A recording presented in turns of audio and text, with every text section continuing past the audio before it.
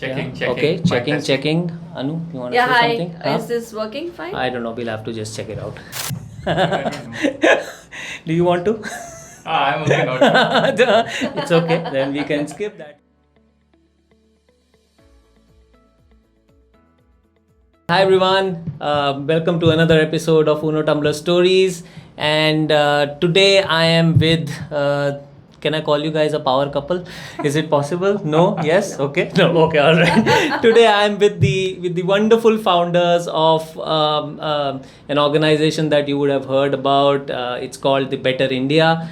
Anuradha and Dhimant. Right. Thank you so much for your time. It's so wonderful meeting you after a few years, I think. Quite a few years, Yes. yeah. So Anu and Dhimant, I've known them for some time, and it's been wonderful seeing your journey, and such a stellar journey, and will be great to kind of really kind of hear deep insights about what your journey has been like, right? So over to you guys. Let's start. A quick introduction from both of you, and then we'll get going.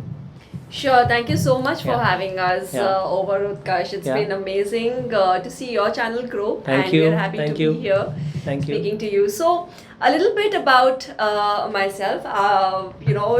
Like any true blood Bangalorean Huh. growing up in Bangalore, I had to grow up and do my engineering. Huh. So, typical journey of being becoming an engineer, Huh. going and working in an IT company. So I Right. worked in Infosys for a Uh-huh. while. Uh-huh. Was drawn towards the real estate side of things. Okay. So I did work in that sector. Hmm. Then went on to do my MBA from the Indian School of Business, Right. where we all met. Right. Post that, I dabbled in real estate consulting Okay. for a couple of years. Okay. And on the side, we started the Better India, and I Okay. moved on to the Better India full time after. Super, sir. Hi. Huh. Thanks again, Utkarsh. So similar journey. Huh. Born and raised in Bangalore. Huh. Engineering, computer science. Arey, worked too in many fintech. engineering colleges we have in India. Especially Say, Bangalore. right? If you don't know what you want to do, you Yeah, do you- engineering. That's really our story. Back then, we didn't have too much career counseling very clearly. Trust so me, that yeah. was, So- Yeah. Huh. So did that. Worked Huh. in large tech. Right. For a while in the US. Here. Right. Huh. And then ISB, of course, happened. Okay. And then I think that's where the real transition happened for me too, where I met a bunch of people who were talking about Huh. startups, Huh, right, huh, and, huh, huh. entrepreneurship, and so I Right. took that one course there. Huh, And, huh, huh. and then it's been a journey with tech startups all along. Okay. Right, so And prior to Better India, you were with? it was an e-commerce venture Uh-huh, called Hoopos. Right, which right, was- right, they were right. selling baby products Right, online. right, huh. Before that, a mobile commerce startup called NGPay. Okay. Which was into mobile. And- before the smartphones came, we had an app. And if for I remember correctly, shopping. product. Product, yeah, I've been leading product. Product Okay. and tech, product Huh. management throughout. Right. Okay. So that's really been the journey, has been largely in the internet space, Uh-huh. building tech products all along, Uh-huh. right? Uh-huh. And then because of the mutual interest in wanting to sort of make a difference, Right. the Better India started as Right, a side right, right. project, Okay. as a weekend, more as a weekend thing. we Weekend used to thing? do. Okay. Yes. Okay. And then that just took off, and Okay. and here we are. So hold that thought for a bit. We'll get to that part of the story. First, I want to get to the part where as husband and wife, you became co-founders as well, right? How did you guys? What was the thinking behind that, right? Because we see that with a lot of startups, you kind of tend to always see that people aren't that sort of comfortable, so to speak, working with their spouses and all, right? And when I see both of you, it doesn't seem like that at all, right? So I think first off, good job both of you. So I think it doesn't come across like that at all. And what was the thought behind it? How did you guys approach it? Was it very natural? Or did you guys kind of think, yaar, ye main karungi and ye tum karoge types and all? How did that work? I think the best part about it was there was no thought behind it. Okay. When we just started working on it, it was just a common passion. Right. and it was just like doing something together, like any Right. husband wife couple would do. Uh-huh. Weekends may, instead of say going to a mall, say we go out and cover something interesting, a Huh. story that really matters, Right. things like that. So it Okay. was just out of shared passion that we started working together, and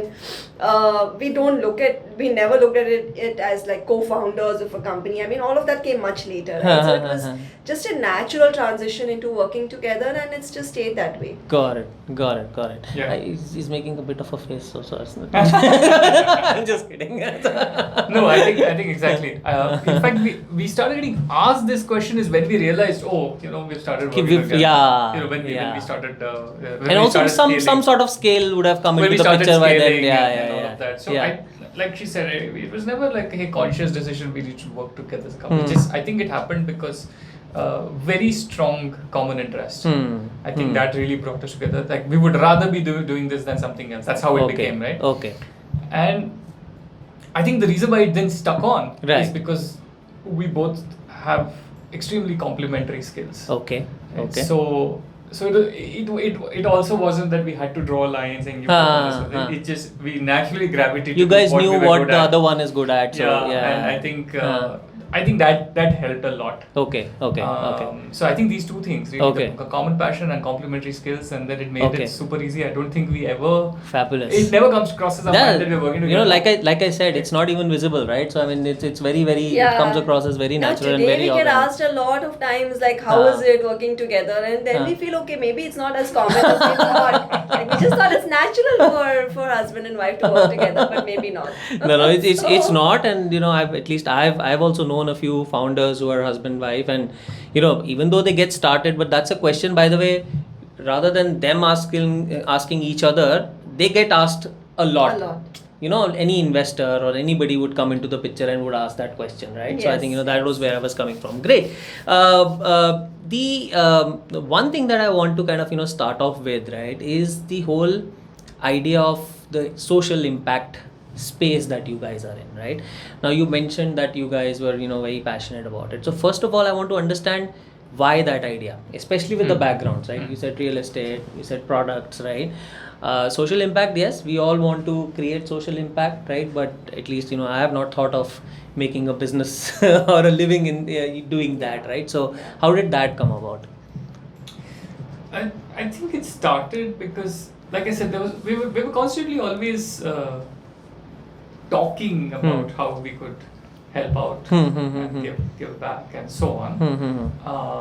And then here I was building stuff on the internet. We were building products and all of that, right? So at one point we really kind of sat down and said, look, how could we build something that could, at a large scale, leverage this internet and drive large scale impact and be a for-profit company. Okay. That was really the overall thinking. Okay. How do you kind of do this? Right? And for-profit was very clear in your mind. I think that we were very clear right from the beginning, because I'm a firm believer that you need to be able to scale capital as well in order to be able to scale impact. Correct. Otherwise, we would not be able to. I mean, we would be at the mercy of a lot of other people and other stuff, right? So we said, look, we need to generate that capital and we need to scale it up. So I think the for-profit idea was more to say that, look, it should generate for itself so that it can reinvest in itself and it can keep scaling, right? Okay. So that was the overall thesis.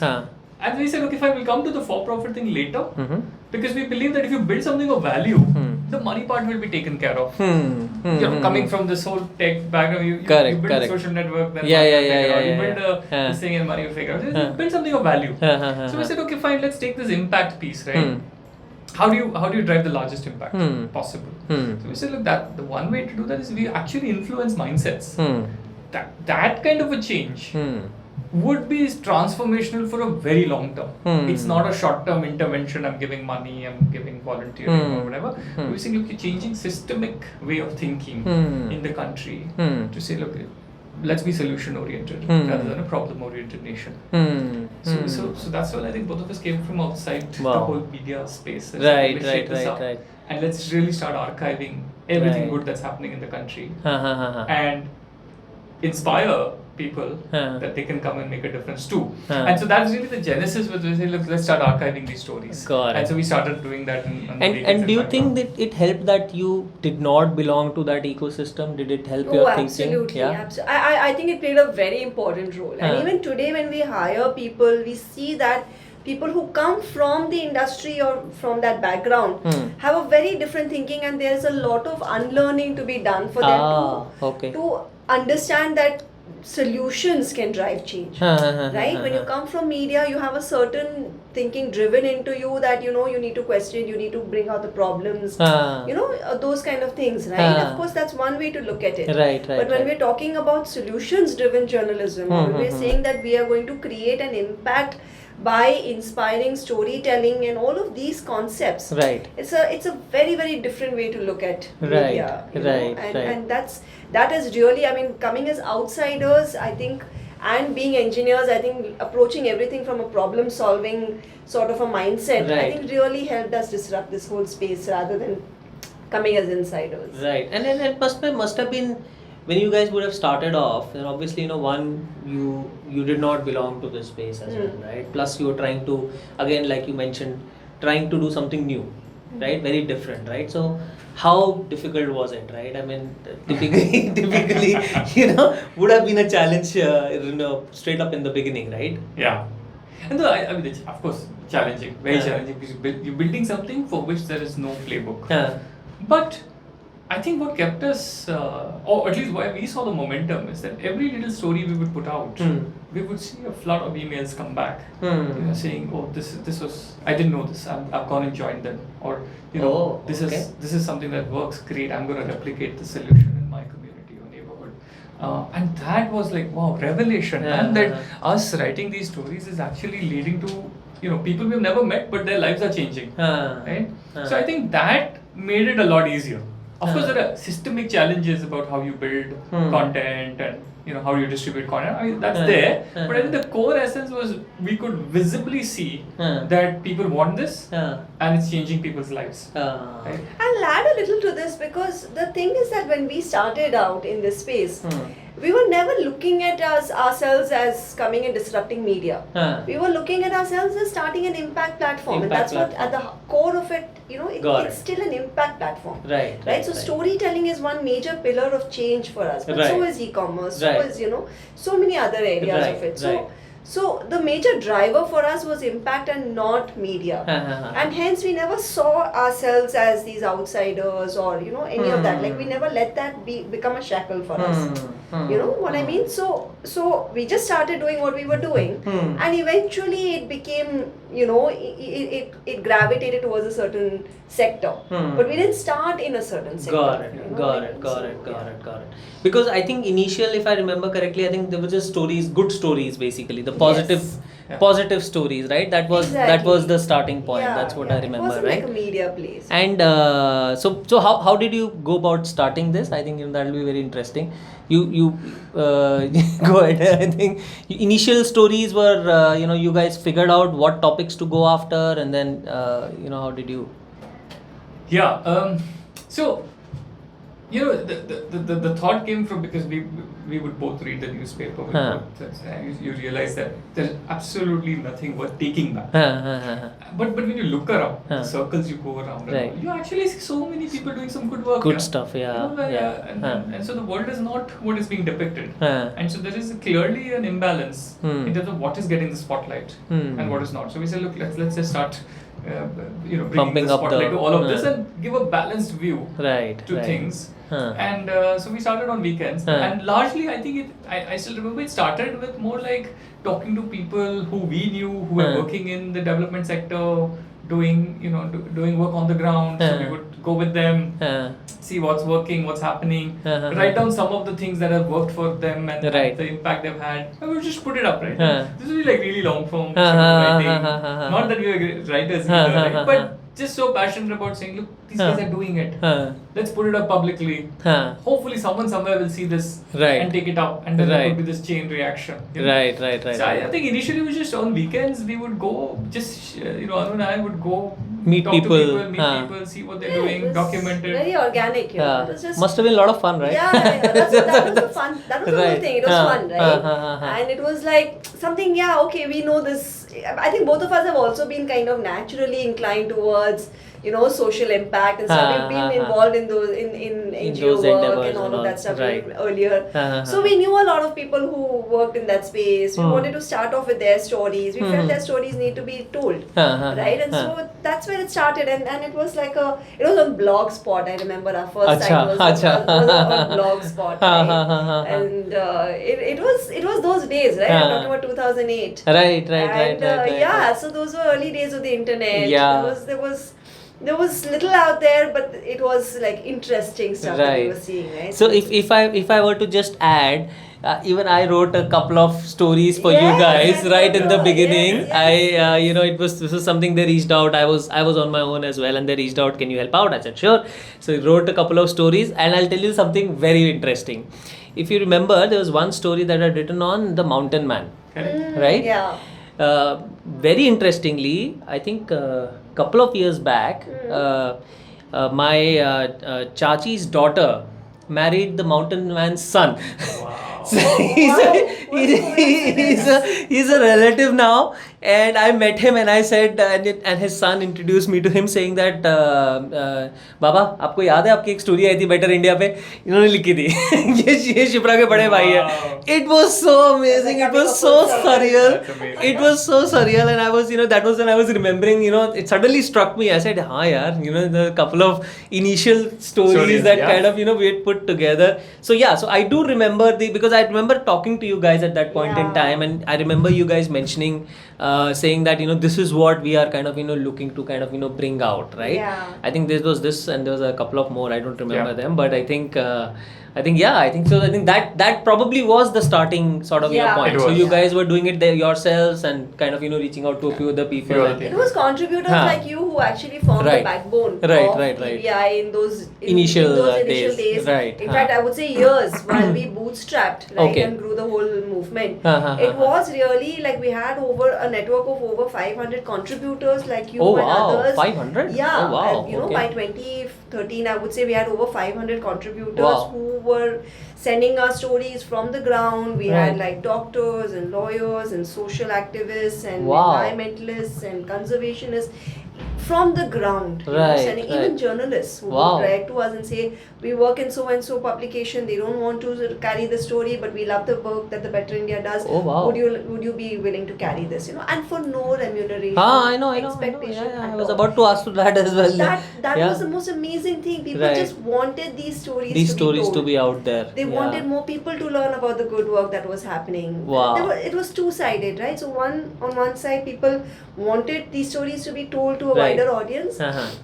And on the other side, there were so many people who would read these stories and want to be a part of this movement. So from both sides, we were getting so much interest, and it was amazing to see because naturally you sometimes tend to become so cynical and you think nobody wants to do good. Because you keep reading that thing in the newspaper. That's the narrative see in the news and all. Everything is like there's nothing that is good that is going on. It's all very, everybody seems so humanity seems lost. Everybody is just so selfish.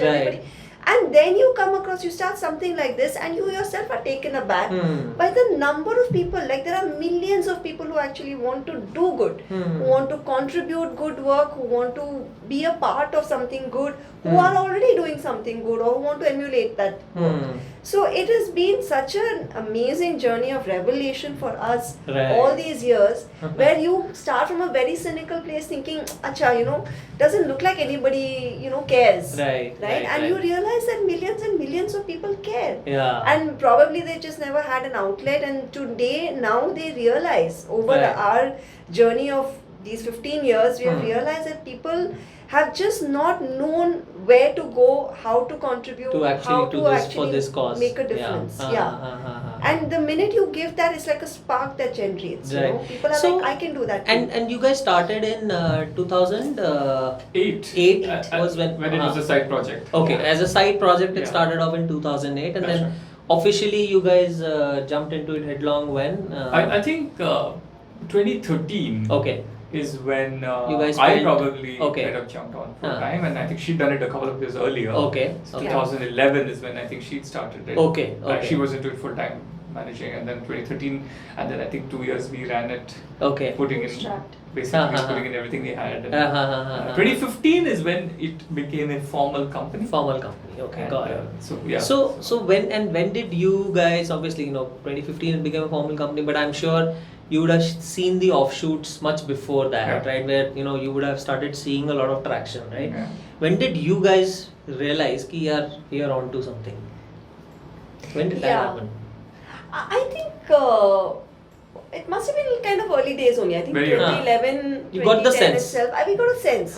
We got a sense that this was something big because I mean, we of course we had no idea about anything to do with कुछ business plan नहीं, कुछ नहीं. कुछ नहीं, वो सब कुछ पता नहीं है. I remember having this conversation with I think it was with Dhimant. It was I think during at the solstice. I think some time मैंने कहा यार बन गया. हाँ यार बन तो गया यार, अभी करना क्या यार, अभी तो देखिए यार ब्लॉग है बहुत अच्छा बहुत अच्छा फीडबैक आ रहा है, उसके आगे हमें कुछ नहीं पता. I remember having this conversation. It was like that. Yeah, right? I think we literally took it one step at a time. We were like, okay, this is going great. Okay, let's create the community first. Let's really just go out and tell the stories that we want to tell. बन जाएगा. Later we figure out monetization. Right. That was really how we took it, and I think that's the reason why it is what it is today. It has grown organically. Right. It has that brand love. It has some ethos that is stayed to, because it didn't start off as a business. You get what I say? Believers, basically. You suddenly find people who kind of resonate very deeply with what you guys were trying to do, right? Yeah. So I think, fabulous, yeah. And I think also, I remember, I can share one instance. I was obviously, because I had written that article, then I shared it in my family group and all. Obviously, we didn't know, that, he was going to be a relative at one point in time. But I shared it in my group and everything, right? And I remember, I think probably a year after that or so, I started getting articles from the Better India from people who didn't know you guys. Right. I think either my mom shared or somebody else in my group shared or friends in the US shared, right? And I was like, hey, I know these guys, And I used to be so proudly kind of, telling people, yaar, ye mere batchmates hain, main janta hu inko. I know these guys, they're doing some fabulous work, and I remember doing this like 3-4 times until I realized that, I don't need to do anything anymore, word of mouth marketing for these guys. Because suddenly what happened was, I think there was you guys also would have experienced it. There was a real upshot in these articles kind of, really going around, right? So, where are you guys right now? I think it'll be great for everybody to hear what are the numbers that you guys are at right now from that side project that started in 2008. Where have you guys reached right now? Yeah, so I mean, of course, since then it's come a long way. I think we reach out to almost over 200 million people every month. That's a lot. We're in English, we're in Hindi, we're in Gujarati, Marathi, Bengali. Wow. So that whole, we've gone down that journey. We're about 75 people now. Wow. Working remotely pan India. And the impact personally, I think that's something that we both are tremendous. Yeah. Super grateful for it. That's okay. So our stories have led to farmers coming out of poverty, right. Slum schools getting funded. We've got water and sanitation in villages. We've fought drought in certain regions. Right. And taken hundreds of social enterprises to scale. And help them go global, help some of them go global. Right.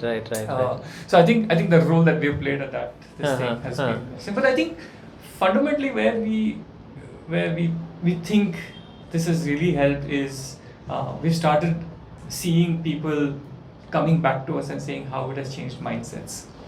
And it's gratifying to see that students from 6th grade, 7th grade, all the way to senior citizens are reading us. Wow. We get these really long emails from senior citizens. Oh wow. Have their own views on things and what they are doing. Like really long form emails, right, which come to us, and then you have kids who are messaging on Instagram, oh. they love and all, right? So I think it's been Superb. very, very interesting to see that it's not restricted to a certain age group or a certain demography. It's been pan-India, across, and now because we're in many languages as well. Right. So yeah, that's been the scale so far, and Super, there's so much more to do. Super. How do you feel with 200 million readers and all? There are, I would say, there are still over 1 billion to reach out. क्या बात है. I'm just getting started. Yeah. Did you mention strategy is our thing? No, what we really loved was we reached out to 500 million people last year alone. Wow. Yeah, collectively. Oh my 500 God. million. Wow. So Okay. that's like, I think, almost the entire, English speaking and a lot of the regional population in Wow. India, which is in that bracket, right, which can read and all of that. But for us, the amazing thing has been where we see the impact happening across the board. Like you would assume something that started out as an English blog and all of that, those things would be read by metro, urban, elite, janta sort of thing, right? But we have seen farmers reading us who would probably be illiterate, but they are able to kind of somehow translate it and get it in their language.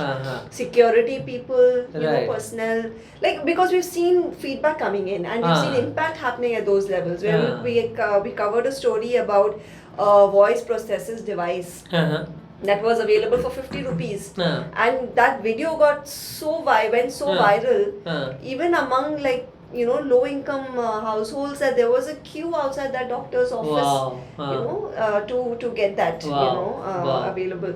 So that's what I'm talking about, that there has been across the board, and we have also tried to make our stories available in all kinds of formats.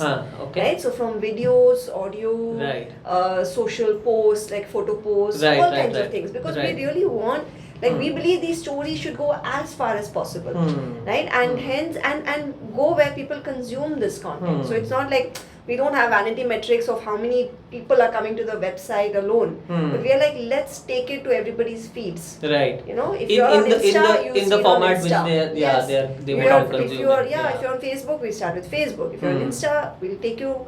You are seeing reels, okay, we'll share reels with you, right? Like every story is taken where people are and in what format they're reading it, so that everybody gets to know this important information. Fabulous, yeah. This is great. I think must be feeling great, right? I mean, Amazing. and especially with this kind of scale and reach, right? It does, yes. Especially I with think for us, it has really been a journey of revelation and right. A lot of learning. Gratitude. Cool, super. So let's just change track and just take a little bit of a step back for those who are not aware, right? I don't think there'll be many, but still, let's do our part, right? What exactly does the Better India do? Like, if you were to kind of explain, not just from a blog perspective, but overall. Today the Better India is the world's largest solutions journalism platform. Okay. What it does is very simple. It basically uses the power of storytelling to drive large-scale change. Okay. Right? So we cover stories of anybody making a difference, anything that's progressing, anything that's innovative. And by sharing these, we inspire millions of people and who are then able to use this information and make their own lives better, and their neighborhoods and communities and society at large better. Right? So in a nutshell, that's what the Better India does. Correct. Storytelling to drive change. And Correct. The flavor of storytelling is very inspirational, it's very informative, and it really brings a spotlight on all the unsung heroes of this country who are actually making the country better every single day. And we became that single big amplifying platform where so much good happening in silos, the Better India kind of becomes that platform which brings it all together and amplifies it to the rest of the country and the world. So one question that I have associated question with this is, obviously this is the social impact space, right? Yeah. And you mentioned that we wanted it to be for profit, right? So how did you navigate that journey? And I think that will be very interesting. That's interesting for me also to kind of know, and I'm sure for the viewers as well. Typically social impact को वो NGO से align कर देते हैं लोग, right? Here आप तो NGO हो, आपको क्या पैसे बनाने types and all that, right? But I like you guys mentioned that was never the intent. right? Yeah. How did you navigate that journey? So when we say for impact, we don't mean like we want it to be hugely profitable or that we are being very money-minded about it, right? That the idea for us always was that we wanted to remain independent, right? If we are creating a social, an organization for social change, and it's also going to be story-driven or media-oriented, we did not want a lot of external, pressures to come in, right? We wanted Independent. Yes, be able to have independent decision making, and for that reason we wanted to create a sustainable business model that would allow us to operate independently. Okay, so from that aspect we were always about we don't want to be dependent on grants, we don't want to be dependent, like NGOs typically it's charity grants, and a lot of their decision making gets influenced. Yeah. And from that perspective, we wanted to make sure that whatever it is, whatever business model we come up with, and for us the other aspect is also around innovation around business models. Like we don't want to be dependent on one single income source or revenue generation source.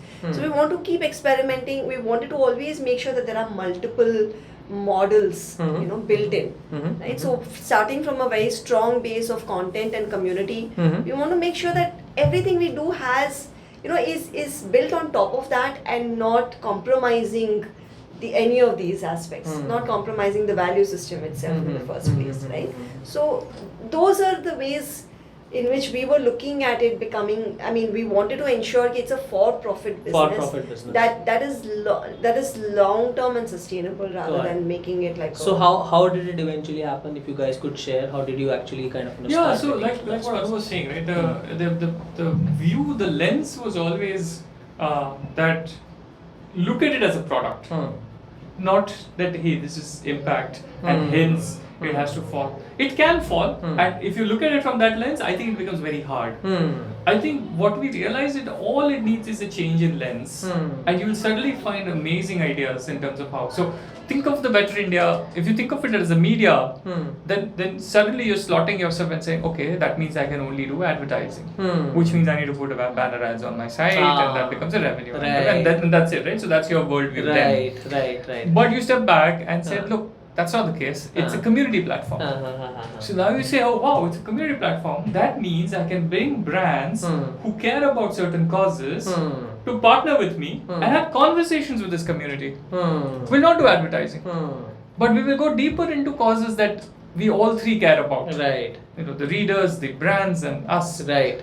And so then that suddenly opens up a whole new way of partnering and generating revenues as compared to the plain vanilla advertising, which when you put a media lens on it. Right. So we started thinking initially as a community, and then at one point we really stepped back and said, look, this is a big platform. It's not just a community. It has community. It has content.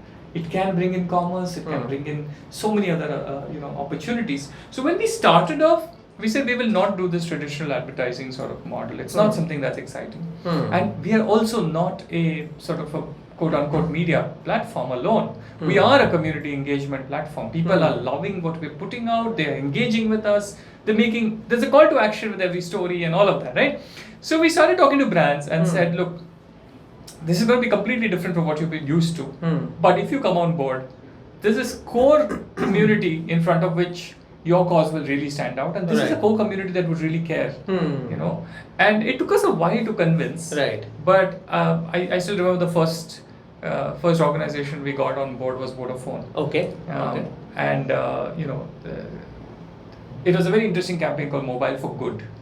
Where we basically had this whole what a fabulous alignment, Mobile for Good and then the Better India. And this was very early days of digital and content and like people are asking me, why will I pay you if you're not going to talk about what I am doing as a company? And I'm like, no, we will not do that. But if mobile phones if we start featuring stories of how people are using mobile phones to drive social change, that's such a deep thing, and we will do this a year-long thing for you guys, right? And so they came on board. we had someone partnering with us for a year. Wow. We did a series. That series won some awards. Oh wow. Okay. It's called Mobile for Good, and every week we would feature some person in the country who has used the mobile phone to make a difference in their society. Wow. Right? Amazing. And that became a way and a new model of monetizing content, which had never been thought before. Right? Traditional media, which is what even Anu mentioned, right? That it was actually a boon that we didn't come from that background. Because now you have these different lenses that you can apply and start monetizing. Right. So we did that. Then we further kind of zoom out and you say, look, it's not just this. It's such a big audience. It's a core focus is on sustainability. That's become a big talking point for people. You know, living better, eco-friendly, all of that. And from there emerged our e-commerce business. So we launched the Better Home, which became where it was the first D2C home care range of products. We've done a bunch of things. We also built some tech solutions along the way, which we were using to optimize our own operations, and we licensed that tech at some point. So that became one of the sources of revenue. So I think we've been very nimble and very sort of open to the idea that there will always have to be multiple revenue sources for something like this, while the core impact and the core content never gets sort of pressurized by any of this, right? So I think that's really how the model went about, and that's how we worked. This would have come to you sort of organically as well, from what I could gather, right? I think you guys would have had an inkling कि यार शायद ये ऐसा हो सकता है, then you would have gone and spoken with people. Because we're talking about very very early days, nascent stage of digital media, right? You're talking about 2013, 2014, where nobody even understood what is this beast, right? We're talking about, right? It wasn't even a beast. It was just and purely digital. You guys are purely digital, right? There's nothing offline for you guys, right? So that was a time when TV and print was still ruling the roost, and digital was just emerging. Right. At that stage, to go and tell a company that I will do something I'll do a campaign with you, but I will not talk about you, right? And you have to come and support some causes that we both want to stand for. It was like unheard of, right? Any company will say what nonsense, I don't understand this at all. So it was very very hard, of course, and it was just these early believers and risk takers who came on board. And then that kind of started. And if I were to ask you, who were these people? Were they like CXOs or were they like marketing guys? Who was your mostly CXOs? Mostly CXOs. Mostly CXOs and heads of marketing. Okay. Who would realize the value in sort of partnering on causes. Right. And the value in the conversations that happen because of such partnerships, where it is real. It is no longer just about how many eyeballs and how many people. But there are actual comments of people sharing what they've done and what this has made a difference in. Right? So that I think understanding was there. And I'm assuming that this spend or whatever would have been in many cases very different from the CSR side also. Yes. Very different from the CSR. CSR का भी आता होगा, I'm sure. But then this would have been different, right? Yeah. Because this was the early days and it was very different. Even today, I think most of our conversations happen with CXO at the CXO level, because that is where I think we go beyond, like Dhimant's mentioned, eyeballs and impressions and all of that, to talk about the purpose of the corporate or brand or organization, right? I mean, that's where we find that holy grail of, okay, this corporate stands for something, right? And we want to have meaningful conversations around something. So let's do something that actually makes a difference, say to a community or something that actually or drives awareness around a topic or things like that. Right. Which is not very very regular marketing, so to speak, right? It's not like your digital put in this product, how many times is it mentioned, or how many eyeballs is it getting, how many views, impressions.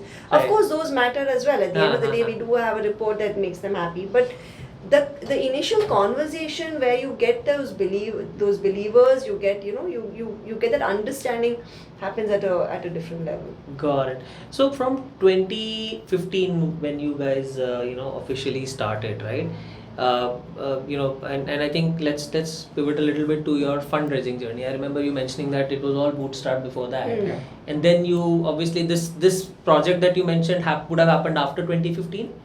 The Vodafone one? This happened a year before that. I think Oh, it year happened before that. 2014. Oh, acha. It was acha, our first acha. sort of validation that this had Oh, happened. wow. Okay. And I think that really helped us when we went to raise our seed round Ha. in 2015. Okay. Which 2015 you raised we your raised seed a round. small seed round. Okay, So okay. I think it helped. People could see, okay, there is impact, Huh. there is growth happening in our readership. Right. And there is a very large brand which has come and kind of worked with them. So there is potential. And seed would have been from individuals or from Angels, family? yeah, friends and family. Angels and everything. One angel network. Okay, good. So, yeah, And so again, putting on the sort of startup-ish kind of Yeah. hat, right? Typically, when you reached out to angel investors at this point in time, Yeah. did they also ask you a similar question around returns and everything, or they did not? Because typically what happens is in other businesses वो question रहता है, Yeah. Excel दिखाओ, growth दिखाओ, Yeah. क्या exit होगा types and all. प्यार से ही पूछते हैं लेकिन पूछते हैं, right? So, right? So did the same thing happen to you guys as well? No, of course. I think because these are equity investors. Huh. So the question about returns was always there. Always there. And the way, like I said, the way we've been modeling our businesses and also forecasting it has a clear idea of how we're going to scale business, how we're going to give the returns and all of that. So it was there. But I think at a fundamental level, there was also a lot of excitement about the mission that will bring something very unique to the landscape of India. Right? So I think both were there. And I still remember when I went for the first time to kind of raise capital, and a bunch of angels who some of them eventually came in. Turned out they're already subscribed to my email newsletter. Oh, is it? So they already were aware of the kind of stuff we were doing and were thrilled to be able to meet us and do it. So that really helped. So I think the brand, the Better India itself, has helped us kind of get like-minded people to come. Got it. And 2015 you guys raised a seed, and then you guys raised a Series A as well? We raised a Series A in 2019. 2019, okay. Yeah, so 15 to 19 the seed was good enough for you guys to kind of sustain and... Not only sustain, we turned it profitable. Acha, The next year onwards we were, I think 2016 onwards you guys... onwards we've been profitable. And how big were you as a team at that point in time? 2016 I think we were about 10 people. 8 people I think. Okay. Around the pipe. And you would have moved into an office and all of that. Yeah. Right? So at least वो चालू हो गया था. The whole office thing. I think the momentum had started. We We started getting more people joining us, and then more content happening, and then more partnerships happening. And so you're starting to see all of this. So yeah. Okay. And the kind of people that joined you at that point in time, right? So let's talk a little bit about them, right? So they were what? They came, like you mentioned, I think. Did they come from traditional media? No, they were freshers, impact people. Interesting. So our early, I would say, because we also didn't come from traditional media, we were never really looking for people who came from traditional media, right?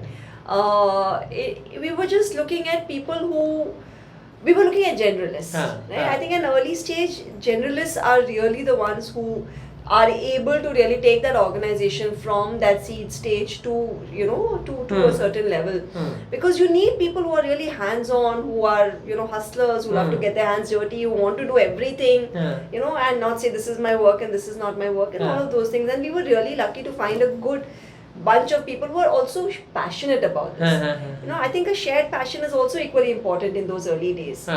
So we actually had people who reached out to us because I think for the Better India it really helped that we were out there in the public domain. We had like fans and followers. We had people reaching out to us all the time and saying, we love what you do, we love your mission, we want to be a part of it. Right. So it helped us that way to, then be able to speak to a lot of people and evaluate, acha, theek hai, do you think there's an alignment, there's an alignment and they can come on board. So, and we still have a lot of those people who still work with us. Acha.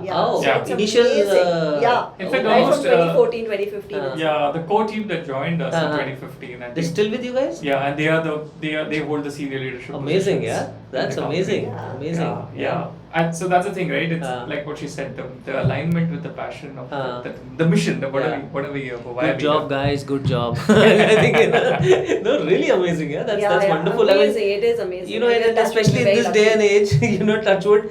Typically, you come across a lot of people who tend to kind of jump around and yes, especially in these days and in this domain. I think it was a slightly different era back then, and I think people did work for a certain passion. Like it wasn't just about the money, because we definitely didn't have a lot of money to give around all out at that point of time, because it was even, some of them have even joined us before we had raised our seed. Yeah. Acha. And Okay. working for peanuts, first couple of months, years, whatever it is. So it's really, I think it was a slightly different era where people joined organizations just for the mission and alignment and things like that. Today, of course, you see a very different workforce. Though we are fortunate even today to have people who reach out to us because they love the work, that we do. But I think those early days really shaped us, and we are really fortunate to come where we are because we had an amazing team that and we also feel passionate about working. Your working environment also changes when you have like-minded people and you're working together towards a shared mission. I think it really helps keep the entrepreneurs also really focused and driven. So I think thankfully we had a bunch of people, and we still have a bunch of people today who keep us working towards a certain mission, a certain outcome. The mission, so it's it's and like you mentioned, you got that one project with Vodafone, right? Was that it, and then you started seeing momentum, or was there another wave that kind of sort of, it was part of the wave, and then I think it was part of the wave. I don't think there's ever in the journey, any journey, I don't think there's ever one critical point and then the whole thing transforms. So hockey stick curve nakli hota hai basically. Yeah, I think hockey stick hota hai eventually, but I think a lot of things need to keep happening consistently, and then the critical threshold happens. Right. But it's not like one event will ever trigger it. So I don't think so. What is your feel? When did that happen for you guys? I think there were a bunch of things that started coming together. Okay, so a lot of things. Because in general the organization has been very experimental. So we're constantly trying out a lot of things, even on the hiring front, even on stuff. So I think we started seeing the convergence of leadership growing. Some brands are doing some work with us. We're getting more passionate people joining us. Achha. So new ideas are coming out. Then you're seeing the advent of Facebook and Twitter happening. So you're suddenly seeing that the world is opening up. So more and more people are coming into the digital window. And you're also starting to see people have conversations around topics we were talking about. Right? So when you start putting all of this together is when that sort of the engine started rumbling, and then you saw this whole thing that where you were being read by a few thousands, and then you get into millions, and then tens of millions and hundreds of millions. It just took off from them. And then I think it just started taking off. Of course, there are lots of ups and downs and things where things don't work out. That's when you see a graph closely, you will see ups and downs. But when you look at it from a distance, as most people do when they look at your journey, तो लोग obviously इतना पास से नहीं देख पाते हैं, right? See, that's a very important one. And this, many times when I'm on a panel discussion somewhere, and people get to ask me, ki, when do you know to quit, and when do you know that this is taking off, right? And I think that's the hard part, because if I go back and look at my metrics from 2008 all the way till about 2012, if I just open my that Google Analytics or whatever, right, it's a flat line. There's no movement. And 4 years, right? It's a long time. We've been doing this for 4 years. Given up. There's no traction, give it up, right? And we could have gone down that path. If I build this business from a pure analytic lens, that numbers have to be the key driver to know whether something is working or not working, right? Now, obviously, we didn't quit because we are so passionate about the stories. And there's a whole lot of qualitative stuff that's happening which metrics don't capture. Correct. Which is, I'm getting more and more emails saying, ye ho raha hai, ye yahan pe ho raha hai. I have joined this organization because you guys wrote about it. Some organizations writing to us saying, once you guys featured us, suddenly a group of volunteers have come down from Bangalore. They have funded our hostel block. They have fixed our furniture. We've written about a school. And then all of this buzz is happening. And you're seeing your readership is pretty much flatlining. Right? But then you start seeing, and then now when I step back and I take the graph from 2008 to 2023, you're suddenly seeing that from 12, 13, 14, you're seeing the steady incline. And then suddenly you see, 16, 17, you see the hockey stick. But the point is, and I think this has been our learning, is that in a country like India, there's a trust deficit is very high. So if you have to build a consumer brand, which people trust blindly, there is a gestation period. And you have to spend that time in building that out. Right. You cannot spend your money to win trust. No matter how much venture capital money you raise. Correct. You can influence your metrics. You can influence your KRAs. Right, you can influence right. your revenues. All of that stuff. Right. What you can't influence is trust. Yeah, amazing. Yeah. And that trust, I think, is what we really built over a decade. Right. It takes a decade to build a trustworthy brand in a country like India. And I think that was the biggest learning. Amazing. That's some takeaway. That's some takeaway. I think also because you guys, like you mentioned, right? I think the mission, the kind of people that were working with you, I think everybody would have been so mission driven, right? Is it still the same environment now as well after so many years, or do you think that now that obviously you've kind of attained some kind of scale that you feel that, hey, this is something that we've kind of done now, should we look at something new? How is it now? I mean, I think the mission remains the same. Anu can add the flavor onto this. I think where we are seeing is that in the senior leadership that we have, the mission is so strong because they built all of this with us together. So it starts percolating a lot easily amongst the teams that joined in later. Right. What keeps us kind of very excited about this is the opportunities to build so many different initiatives on top of the Better India. Right. I think that is the beauty of why this keeps the momentum going for all of us. Right? If I ever touch upon that whole thought which she mentioned, right? The core team that joined us in 2015 and we still get up there. I think it has also been because we've been able to give them opportunities to grow in very different capacities and different divisions of the company as the company has grown. So it doesn't feel like you're doing the same thing for the last 8 years, but it's like you've grown as inside the company as entrepreneurs, and you've seen the scale as well. Right. So someone who started as a staff writer is a managing editor. Right. And you've seen that transition happen. Someone who started as a sending letters to the editorial from there all the way to today leading one of the desks and in the whole regional. Right. So I think that the ability for us to grow together has been also a very important factor in terms of how. I think that's important as you start thinking about your hiring your early teams, right? Right. The challenge is always that in the early stage you hire generalists. Correct. And then later on you want specialists. But then what about the generalists? Because what keeps them going is that hustle that I want to do new things and scale. So carving out that journey for them, I think that is so important. Right. And that's when homegrown talent is the best way to kind of take it. Also, then I think as founders, it will be your responsibility to create some sort of a balance. Good mix as well. Right? Because what happens is, as an organization, as a startup, if you don't keep creating those opportunities for that hustle to come in, then that passion dies, right? Then those early people who are like us, who are like entrepreneurs, right? They join because they are risk takers, they are entrepreneurs. They also have that, inherent qualities. Correct. And if you don't give them those opportunities to try out new things and take on more responsibilities and all of that, then you lose them, right? But if you stay in that day one sort of a phase always, you're still trying out, you're still experimenting, you're still launching new things all the time, then they feel so involved because there's so much all the time happening in the organization. Right. So coming to like you just mentioned, the different challenges that kind of you guys kind of obviously kept on tackling together. I want to touch upon the D2C, the Better Home aspect of it, right? So, like you mentioned, I think 2019 you guys raised a series, and I'm assuming it was for the Better Home. I think that was the intent. It was for the whole e-commerce. It was for the whole e-commerce thing, right? So, I think just to begin with, if you guys could just mention what the Better Home does and how you guys kind of came up with that particular idea.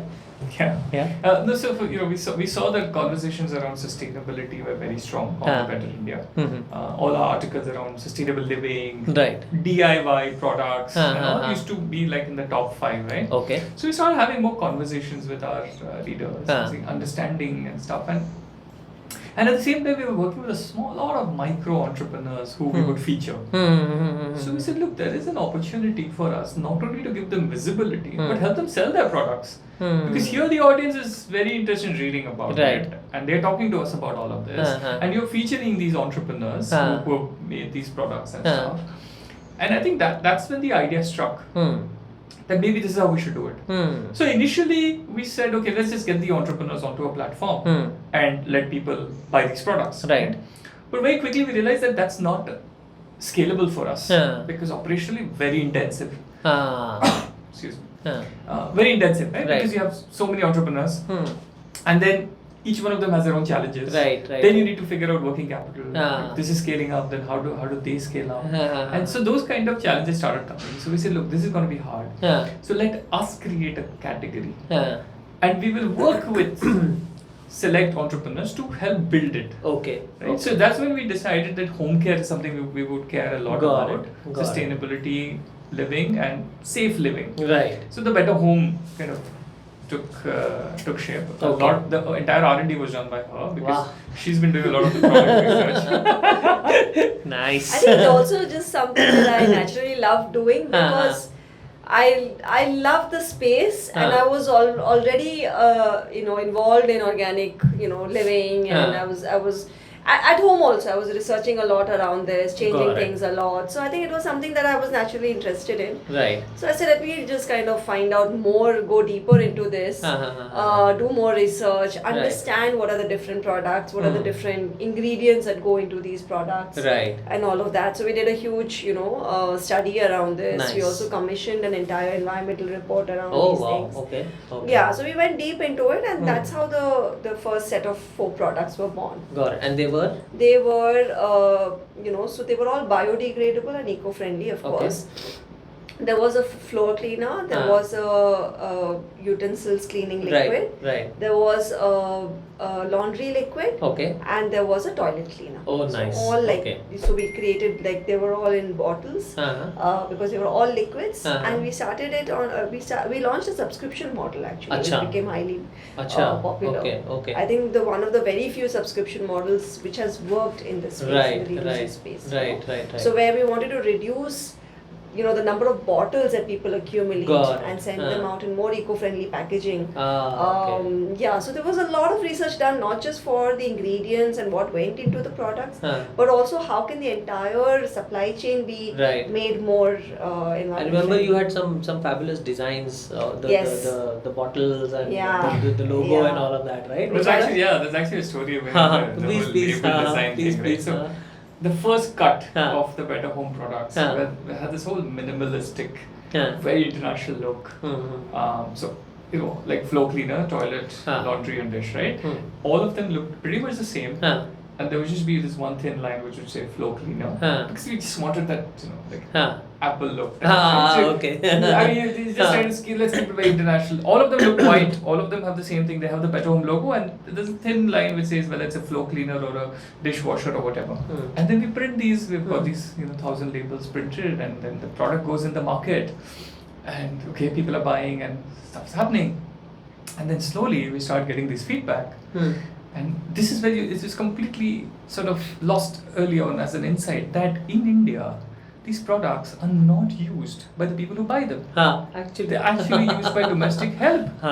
And the domestic help is not able to read that. They all look the same to her. They are used to a certain color, shape. Correct. So we got this feedback saying, hey, the person at my home started using the toilet cleaner to clean the dishes because can't make out. And then we realized, oh my god, this is like a phenomenal blunder. Wow. So we need to go back, change all the designs. You need to bring in that image of a commode on the toilet cleaner. You need to bring an image of the dishes on the dishwasher. And I think that was a big learning for us. And the problem with an offline business like a T2C is that the rework has its own cycle. Because you need to again go back to the design, print the labels, get them back to your warehouse, and then ship it. Right. But I think we learned a lot how to kind of do what this. was interesting why that happened, that early feedback is also interesting because we used to have these direct contact sessions with a lot of our early customers. So that actually helped us get these learnings in very quickly and make changes also. So that was another very nice way for us to engage the community as well as get quick feedback for ourselves. Who would have thought Better India, and now we're talking D2C. But let's come back to the Better India, right? So this was a journey. I think you guys then sold it off, right? I think the Better Home last year. Last year, a little more than a year ago. More than a year ago, you sold it off. The brand kind of got sold off. I think what I think also I would like to kind of also when you spoke about mistakes, right? I think just from an entrepreneur's as a founder's perspective, right? Any other interesting mistakes that you've made? Because like I always keep saying in all my videos, nothing goes as per plan, right? So yeah, I think most things don't go. Most things don't go as per plan, right? I mean, there have been, of course, many mistakes along the way. We have to see we have to decide which one we can. Which one you can talk about? There are many which will make us look like we have no clue what they're doing. Yeah. Right? So we have to be careful about that. So I think. Anything. I mean, in hindsight, right? If you look at it, they may not have seemed very sane decisions. For instance, the very act of us both quitting our jobs, full-time jobs, and getting into something which is so ambiguous and so unknown as the Better India back then was a high risk. Right. And you and guys had a kid also? And we had a kid. Yeah, that point in At about the same time. At about the same time. Oh, wow. Right? Oh, yes. Wonderful. We were straddling two babies at the same time. Very good. So, Yeah. what did your parents, how did they react to it? Of course, they thought we were off our bonkers, right? Completely. And that too at this age, they were like, "Kaun ISB se nikal ke immediately starts going into social sector. ये सब क्या हो गया है, right? Like What's Jodha wrong Wala with you become- guys? Yeah, this is not the age to do these things, right? You first you earn, you whatever, right? Create like a nest thing full And of eggs, then, and then you kind of think of all these. And that was the traditional wisdom, which is what we wanted to also challenge at that point of time, because everybody back then used to think that you have to spend your prime time earning, right? And then you do social work once you retire. Correct. Or do That it on the was- side. that was Keep doing it always on the there. side. Side bhi nahi tha. Acha. That was always the case, Haan, no? Or haan. like, I think that was always a traditional thinking. This is your time for studying, this is your time for working, and this is your time for social work. Right. And that was something that we felt that we should start like actually looking at doing things together with work or whatever, right? Like this is a prime time. Why don't we use it for something good rather than just using it for earning money, right? That could happen later, hopefully. But we didn't want to wait for a certain age. Of course. And today you see youngsters getting right out of college or even in college now. Today's social sector has become so glamorous. Oh yeah, Right? totally. And everybody today wants to learn about it. In fact, they have a course coming out. I very saw soon, that. which is going to be around, helping normal professionals or anybody from any sector understand what it means. This is going to be like a online learning course that you guys are. Yeah, it's an 8-week flagship course called Careers with Purpose. Okay. The idea is that how could we get some of the best talent from mainstream to move into the development sector. Okay. And basically for people who are seeking more meaning in their day-to-day Because jobs. we felt there was a need for people to learn what is involved in the development sector, right? Like we get asked that a lot of people who made that shift. In fact, they used to call us and ask us, what is it like? I've had a lot of ISB classmates also. I'm sure. Reaching out and saying we're looking at development sector now. So what advice would you give? So we really felt there was a need to create a module where people would actually get some hands-on experience of what this sector looks like from the inside.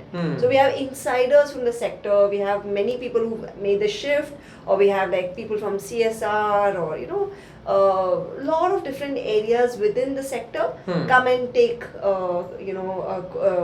courses and take modules where they will help people understand what does it look like from the inside. That's really the purpose. So when we started, of course, there was nothing like this, and we were going into it completely blind. Right. And at an age where nobody thought, people leave their that sane jobs. people don't do that. People don't do that, exactly. So something is wrong with these guys. Yeah. So we got a lot of that. I don't remember. So I've taken a series of interviews now, but I don't remember which one it was. But then somebody in one interview said that if nobody is laughing at your idea, then that probably there's something wrong with your idea. So, that is so true. That is so Then true, you right? have a phenomenal idea. Yeah, you have a phenomenal. तुम्हारे ऊपर तो बहुत लोग हंसे होंगे. That's all I think so. No, it's really true. Exactly.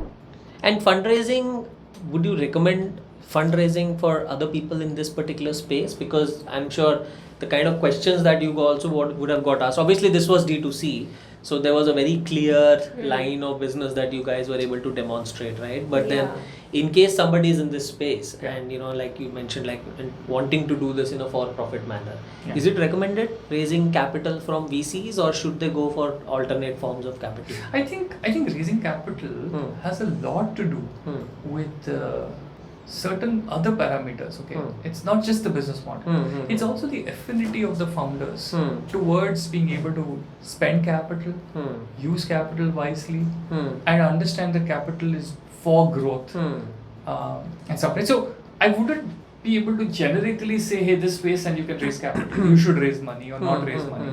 I think it has a lot to do with how you are as a founder, right? And whether you believe that this is the way to grow or there are other ways for you to grow. Capital, of course, helps in two ways.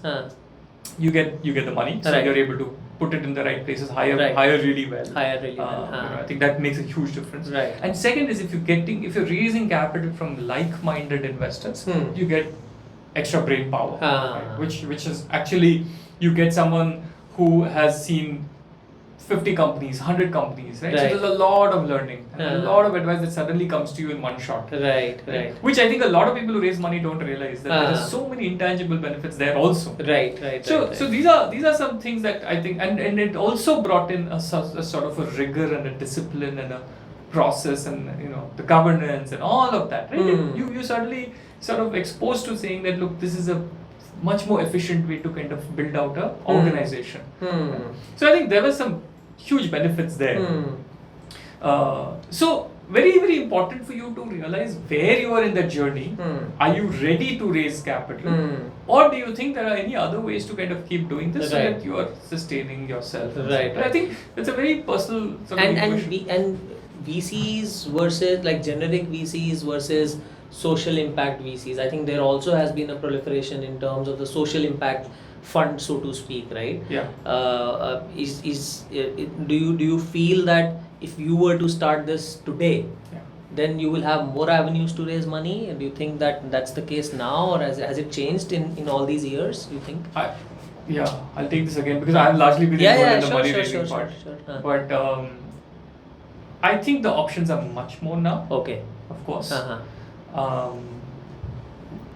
In terms of the lines are also getting blurred between what is an impact investment and what is a normal investment. Achha. Okay. Because you're starting to see that, I mean, even a delivery company is having impact on the delivery guys that they're employing, right? That's a whole bunch of gig economy that started. Yes. So there's cash flowing in that sector. And so that's uplifting. Right. So even that is, right, in some ways. Yes.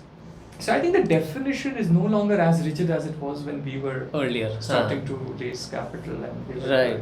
5-6 years ago. Right? So I think that's interesting because now it's no longer about just that alone. Correct. I think what now differentiates what is an impact investor and what is in this thing, I think, is the alignment on the mission.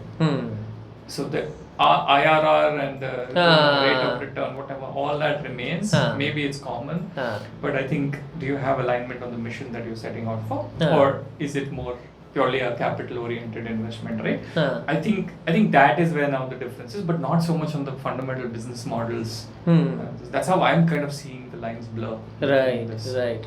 And I think also, like you mentioned, I think because that whole idea of employability and kind of people kind of getting jobs and delivery people basically kind of earning and so on and so forth, I think that all kind of falls under that particular sort of bracket, right? So super, great. I think it's something which like we just spoke, right? I think it has changed over the years, right? I think it is And maybe thanks to you guys, I don't know. I mean, you guys are category builders, so it's possible that you guys have had to play a bit of a role in that as well. I'm sure hota hoga, because because you guys have raised money. You've also returned capital as well. With the exit and everything, right? So I'm assuming that there would be a buzz that would have gone around in the circles that look at what these guys have done. So yeah, it's quite possible. Great, cool. One small thing that I want to kind of touch on is obviously the rigors of entrepreneurship, right? Now obviously it's not easy, right? In your case obviously you guys both are into it, right? So how did you guys kind of walk away from it at times, right? You need to, right? There are certain days where you just need to kind of take it a little easy, but यहाँ पे तो possible ही नहीं है, so it's easy, exactly. It's easy. Like it's easy for me, if I'm talking to my wife, then I'll make sure I'm not talking about Unotumbler at all, right? But with you guys it would have been different. So just walk us a bit through that. How did that happen? How did that come about? कि होता ही नहीं है, all the time TBI चलता रहता है. Most of the time it is true. Yeah. It is. You have to take a conscious decision. Sometimes like you have to consciously say, "Acha, we will talk about something else." That happens. But that'll be funny. Yeah, please, यार अभी नहीं यार. Not to talk about it. It's like, अरे यार वो product नहीं यार अभी नहीं यार. That is also it would have happened, that right? happens a lot. I think that in a couple being part of a co-founding team, I think that definitely must be happening everywhere, because it's really hard to switch off. How do you do that, right? In the office as well, then home as well, because both of you are just attacking the same problem from different angles, right? So okay. But I think it also helps to have diverse interests. And then sometimes you talk about other things, right? Okay, you're talking, you know, whatever other interests you have, quantum mechanics or microbiology or whatever it is. Like, is that what you guys talk about? So we read other things. Quantum mechanics? No. भैया ये अगला startup आने वाला है. He can talk about it, I can switch off. Okay. But at least he can tell me something, and he feels that he's at least talking about something else. Super. So that's how a normal couple talks, right? So that's coming out the wrong way. I know. Okay, rewind. We'll edit this part out. So it'll be more, we can talk about parenting, we can crib all we want about parenting. So That we do. But I think the different interest part helps. So she's like a avid reader, and she curates a lot of podcasts and stuff, which so she's a great curator. Right? Wonderful. So I think that she does very this thing. I love running. So that you know. So that is a very that's a very therapeutic. I had a question. I always ask this question. What do you do for the physical aspect? But तेरे से मैंने पूछा ही नहीं. मुझे पता है. 10Ks every weekend, every alternate day, almost 10Ks. Yeah. Oh wow. Okay, amazing. 10K every alternate day. There you go. Amazing. No, that's great. 10K a day keeps the doctor. Did you? Were you always a? It started in 2015. I don't know if it's because we started. वही है reason वही है, so yeah, exactly. But it helps. It helps in de-stressing a lot. I'm sure. And also I think that time that you get with yourself, and running in any ways is a very it's not only a full body workout, it's also a full mental workout as well, because it's so you have to kind of push yourself. Yeah, right? for an hour you're listening to yourself. Exactly, right? There's nothing else, right? Yeah. So no, fabulous. All right, great, cool. Coming to the one small topic of discussion that I want to do about is around the team. Right now, obviously, like you mentioned, you've kind of gone from having generalists in the team to kind of then specializing and getting specialists in the team, and a team of 75 is not a small team, right? So first off, I think what is the makeup of this team? Is it editorial staff? Is it operational staff? Kaise hai? How have you kind of grown into that? Just give a sense of that. I think a large part of it is editorial stuff by virtue of what we do, and there's also of course multiple languages and multiple formats. Right? Acha, okay. So effectively about a little more than half of our strength would be around editorial, and then you have all the other functions like support, marketing and all of that, and the revenues team, partnerships teams, and then all the support functions people in culture, and finance, and all of the other things, right? So all of that makes up. So yeah, it's but the largest portion, of course, is editorial around content. So the other question I had was, obviously, like you mentioned, initial people who joined obviously joined because they felt very aligned to the mission and all, right? Now what happens is, as you would have grown, you guys become popular, and people then would want to reach out to you saying यार ये brand है, यहाँ पे काम करते हैं, थोड़ा dilution आ जाता है, right? So how have you accounted for that in your hiring sort of way? Do you still look for a mission when people come in, or like I mentioned, specialization, right? So what I want to basically capture is, as an evolution of an enterprise, as it grows and becomes big, right? Does anything change in the way that you hire? I think we are not. I think for us even today, mission alignment is very important. Very important, okay. I think because of the nature of the organization, it is a mission-driven organization.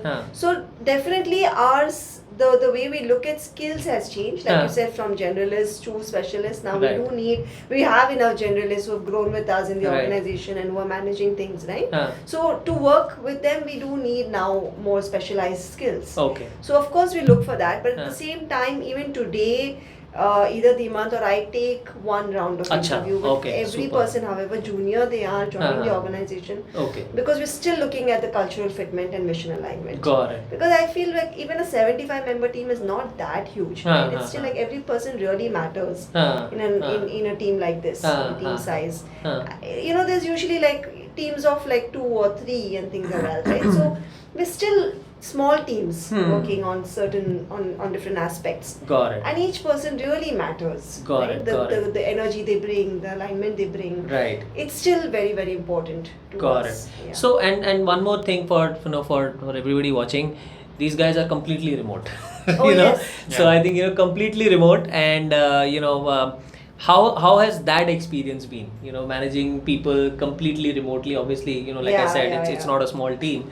So how has that kind of panned out for you guys? And I think you guys went remote because of the pandemic, or even before that as well. So when we started, we were remote. Way back in 2015, we had a team of 6-7 people, but they were all remote early on. And then after I think 6-7 months of remote, we then started meeting in an office. But even then, we had few people in different cities working remotely with us. Okay. So what had happened, Utkarsh, is because of the fact that our genesis was remote, we had built out our processes and systems to facilitate remote working very easily. I'm talking about 2015, before the pandemic and everything, right? So the kind of tools we use, the kind of processes we have, the calls we have, everything was aligned from that time itself. So it wasn't a huge shift for us when we said so we started remote, then we got into offices and we were working, and then of course when we did D2C, it is hardcore. How you had to be there. You have a warehouse, you have manufacturing, you have all of that, so you have to be there, logistics and all.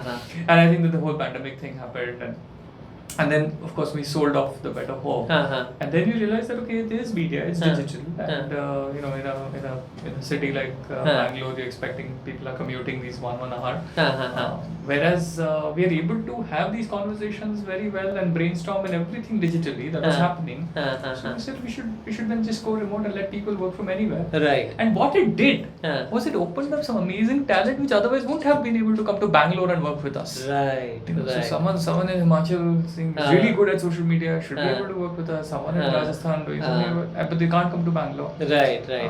And then that kind of worked out, and I think that's how we've got some great talent suddenly now. And I think it also helps when you lead with trust. I was about to come to that.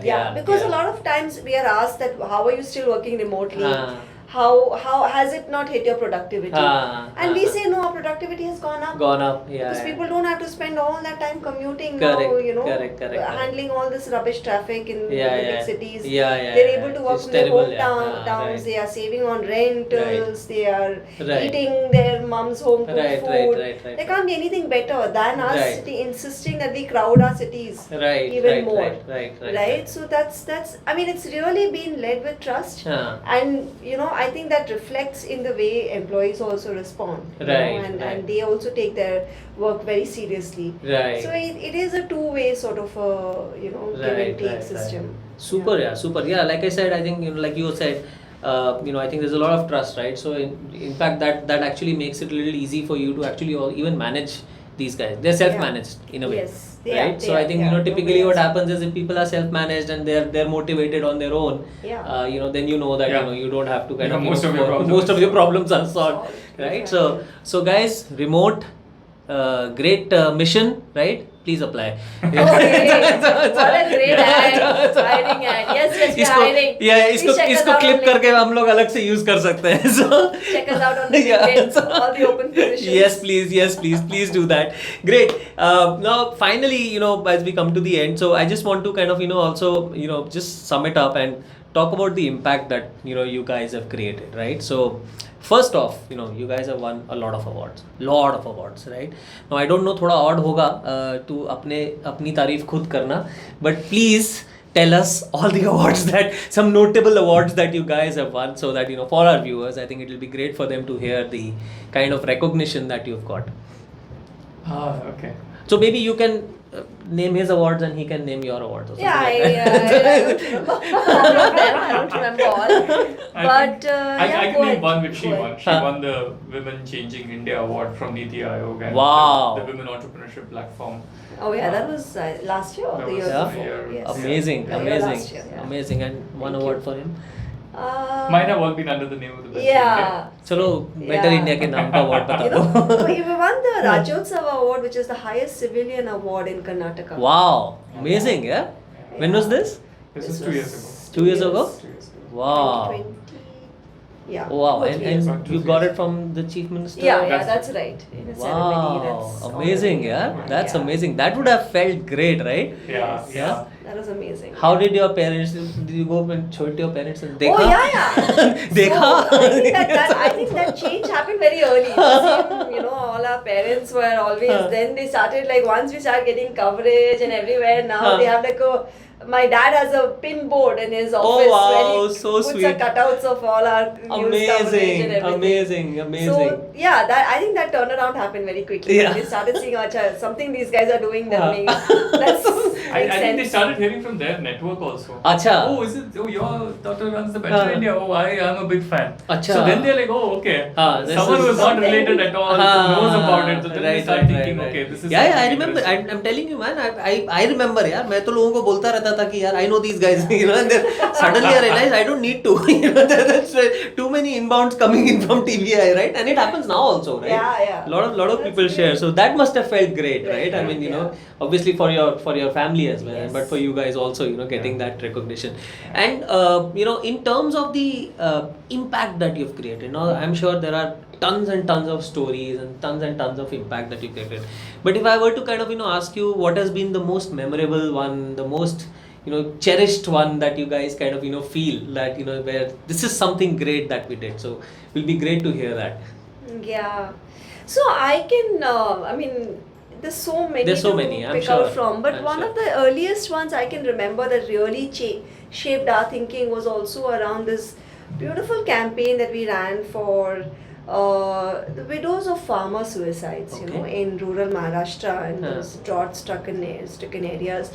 And we said that we've always been around, talking about sustainable impact. We don't want to like give fish to a person, but rather teach them how to fish, sort of an adage, right? So it was around, let's not just give them money, which we could have easily crowdsourced. But what we really wanted to do is give them sustainable livelihoods. So the campaign was beautifully structured around, partnering with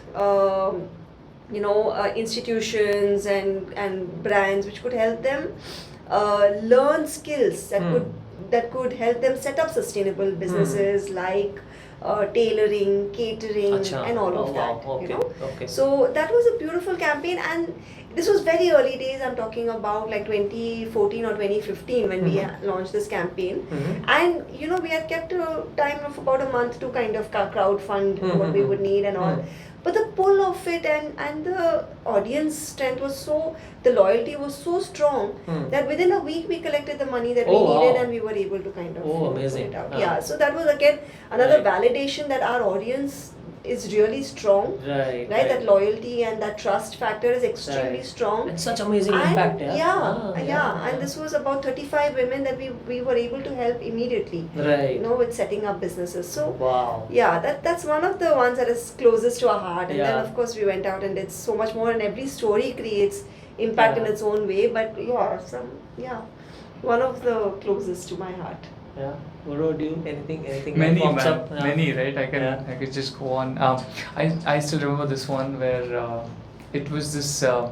Actually, many I can go on with, but I'll start with this Please, one. please, There was this farmer Yeah. who was tilling his land with a cot Okay. and with two stones tied at the ends of the cot because he doesn't have a plow. Oh, Right? acha. So he's tilling it, but that's the grit. Ah. I'm going to do this, right? Ah. So our correspondent there, she got a photo of this and she wrote about it. So this is how he's doing it, and there was just an overwhelming response from our audience, right? And then the people just came in droves and donated money, got him a plow, and there was another institution which came and just donated 2 bullocks. Oh. So that he doesn't have to do this whole Oh, thing. wow. Right? And I still remember his son, he's probably 12-year-old or something, 13-year-old, who called up our colleague, and he was in tears and he said, this has completely changed our lives. My God. Right? And this is one story, Uh-huh. and going on the internet and all, and you see the impact happen Right. there. And to me, I was like, my God, and the kid calling us and saying, how this has completely changed their life overnight. Yeah. If you were to just express, how do you guys feel when you get this feedback? I know it's so difficult to put it even in words, right? I mean, really, you've created that kind of impact, really changing somebody's life like that. Yeah. Must be. Yeah, it's. Just I'm getting goosebumps, man. I think this is the thing that has kept us going throughout, and this was the thing that made us take the plunge also. This constant stream of feedback coming in of how something like this is changing our life. And what are we doing? We're putting up a story. We're unearthing something, we're putting up a story. But then the kind of difference that's happening on people's lives, that's just been. There was another one, and I can. Please. This is really the core of the Western India, Please right? go ahead. There was another one where these are early days, way back in 2015 or maybe even a little around that time, a little earlier. Early days of WhatsApp in India. And one of our colleagues, she discovered this group of about 4 farmers in rural, in Vidarbha region and stuff, using WhatsApp to counsel each other. This is the place where a lot of pharmaceuticals and all that stuff, right? But they're sharing information about where the pesticide is cheaper, where the seed is better, But 4 people. And this is because it's early days of WhatsApp, it's a novelty. Since, farmers in this rural area using this software called WhatsApp and counseling each other and helping each other. Right? So that's a great thing that's happening in technology. So we write this story. And this story goes viral on Facebook, and it's in English. It's going viral on Facebook everywhere, and then turns out a week later that the district collector there in that region has actually got hold of the story, Right. and he basically gets it translated in Marathi, and he calls 1,200 farmers of the district to come and publicly screens this story, reads it out. Wow. And that group from 5 goes to 1,200 farmers. I mean, they create multiple groups, 8, 10 groups groups and have all these farmers there, and then suddenly Huh. there's information sharing happening between farmers, which otherwise nobody knew anything about this. Wow. Right? So it's something happening in this pocket. It goes to the Better India. The Better India amplifies it. Then 1,200 farmers Right. are now benefited. Right. And that to me was like mind blowing, because this is an article written in English, published on Facebook, Uh-huh. read by urban people like you and me. Uh-huh. But the impact is on 1,200 farmers, Uh-huh. right? And all in a span of 2 weeks. Brilliant, yeah. Brilliant. And I think that was also like Yeah. very Yeah. very revealing. Like wow, this is some power. No, fabulous, yeah, guys. I think it's been it's really been a privilege watching your journey up close. We've been very lucky, not just me, our entire batch and everybody who knows you. I can vouch for a fact, right? Whoever I've told that I'm coming to kind of meet you and kind of speak with you said, "Boss, maza aa jayega." So, and we are really very very proud of you. I think you guys have done something fabulous. Like they say, right? If you walk in the shadow of stars, some stardust falls on you. So that's what's happening to us. So thank you so much. That's very kind. Right? Thank you so much for sparing time. I'm sure this will kind of be really beneficial and great to see for a lot of people who are trying to create impact just like you guys. Thank you so much. It's really been an honor, really been a privilege, right? Thank you for your time. Thank you so much. Thank you so much, man. Thank you so as much. well. No, Really fabulous, enjoyed this fabulous. conversation. Great. Thank you, everyone. And like always, don't forget to like, share, and subscribe. Please share this extra for the wonderful founders of the Better India. Thank you so much. Bye, guys.